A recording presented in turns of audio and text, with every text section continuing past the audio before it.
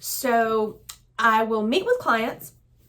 I will write up their plan, give them, okay, this is what your payment's going to be. Typically, we're going to schedule your payments out over 5 years in a Chapter 13, because in a Chapter 13, that's the maximum amount of time you can be in the bankruptcy. And for 99.9% of my clients, they would like their payment to be the lowest monthly payment they can get. So that's how we do it. So it'd be over 5 years. Now, every case is very different.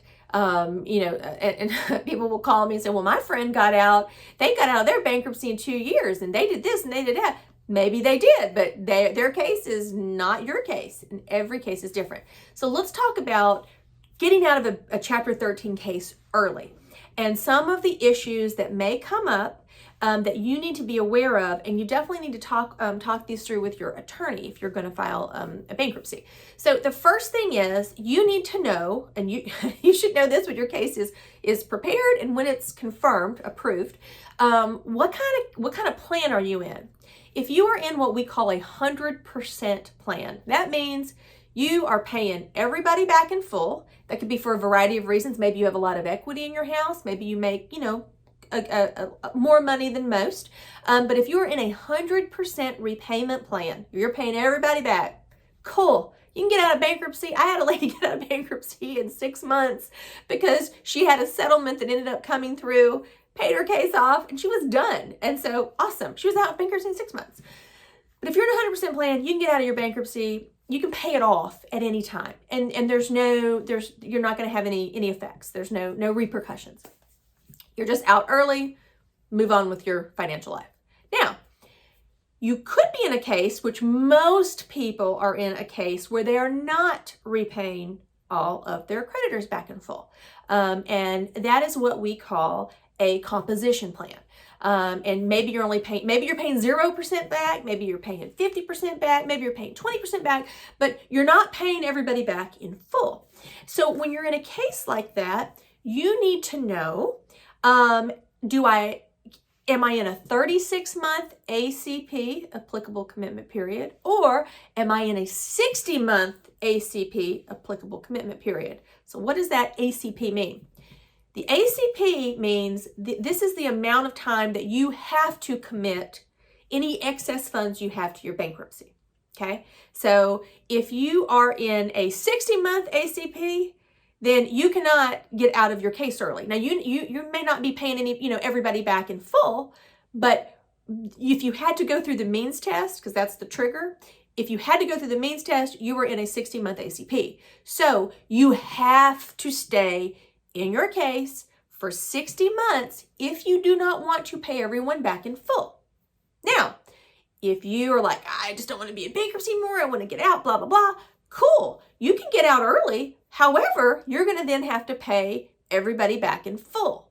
So that is your call. That is up to you. So as your bankruptcy attorney needs to explain, what kind of case you're in. But a lot of times I get a call and they're like, hey, can I get out of my case early? And I'll look and I'm like, well, you can, but you're going to pay more. So do you want to pay more? Because sometimes people have a family member like, hey, my dad or my mom, my brother, my sister, they're going to give me some money so I can get out. They can give you the money and you can get out early, but you're going to pay a lot more than what you'd signed up for. So most of the time, it's better to just be patient, finish your case if you're in a 60-month ACP and you're not paying everybody back, and then move on. Now, you could be in a 36-month ACP, which a lot of my clients are in. And that means that when you hit month 37, that if your mom, your dad, your brother, whatnot, if for some reason you have money come in and you're able to pay off your case in month 37, you can do that. You can pay off your case, get out of bankruptcy in 37 months, and be gone, be done. So that is available. Now, here's a catch though, and folks need to be aware of this because I'm seeing it more and more because of the values of homes. So what we're seeing is, and I've actually already, I had to brief, this was 2 years ago, this came up, had to brief a case, go in front of the judge, and even though we won for our client, it's very fact specific. So I had a client, she was in a a 36-month ACP. In month like 40, she decided she was just going to sell her house and get out of the bankruptcy. Well, during the time in her bankruptcy, the value of the house went up, depreciated. And especially right now, I mean, house values are insane.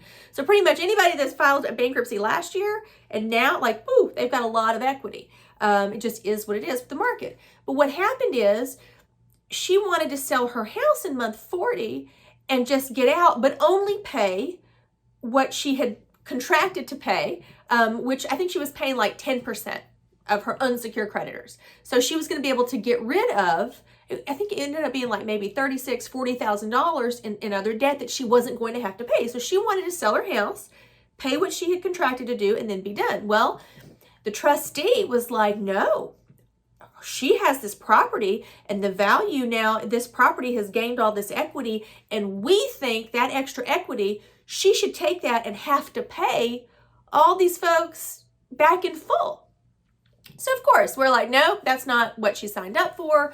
And long story short, she was able to keep all of her money that she had contracted for, but it came down to the specifics of the case. For her, she had just retired. She had no savings, anything like that. So it was very easy. Well, I shouldn't say easy. It had to be briefed, and it was this whole long drawn out battle. But in the end, she was able to keep everything because she had, of course, very, extenuating circumstances. She needed the money to relocate. She needed, she's going to have live off this money for the rest of her life because Social Security isn't squat for most people. So for her case, that was okay.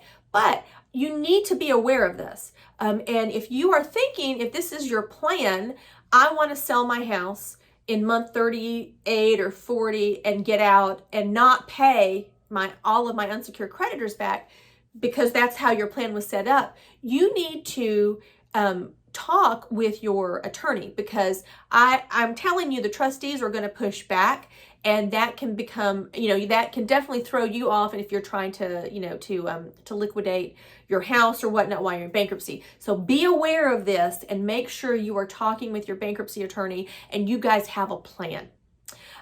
So, if you do want to get out of your case early, it is definitely something that, make sure you are asking all the right questions with your bankruptcy attorney. And actually, if you look at my description below, I actually have a checklist for can I get out of my case early? I've got a checklist, and you're more than welcome to download it and use if that is something that that you're wondering if you've got a question for your bankruptcy attorney, at least here in Georgia.